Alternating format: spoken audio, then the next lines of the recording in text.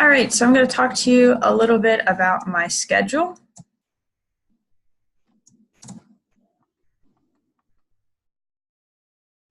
The district that I chose had two elementary buildings, elementary 1 and elementary 2, intermediate school, junior high school, and a high school building. The start times were on a cycle type of starting time, a rolling start time. So the elementary buildings started the latest, intermediate building not quite as late, and so on and so forth.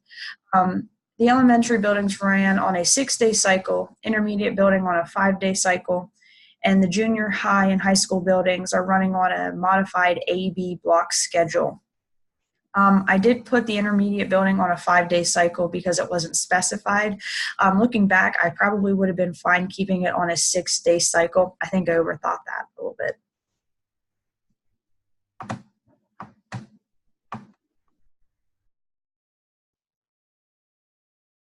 All right, so a couple of the teachers in this district. The first one specializes in elementary general music.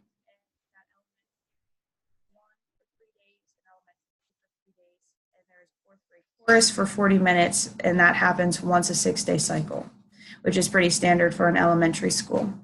Teacher B is the intermediate junior high school choral and general music teacher. This teacher is at the intermediate buildings on cycle days 1, 3, and 5, and the junior high building on B days. The teacher has 2 rehearsals, a cycle with 5th and 6th grade chorus. They are separate choruses so as to build skill levels at the appropriate rate. And rehearsal happens every other day with the junior high chorus. This teacher also teaches the general music classes, which are rotated through as well. Teacher C is the intermediate junior high school band director.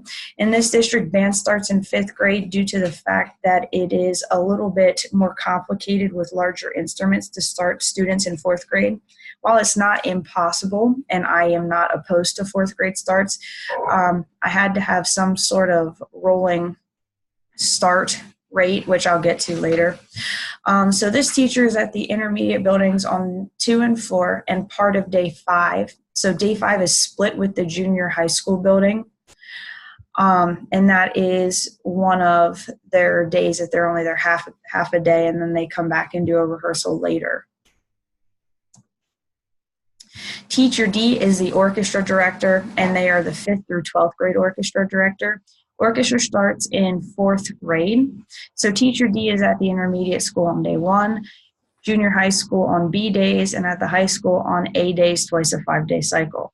5th and 6th grade orchestra, which again are separate, happen once a cycle.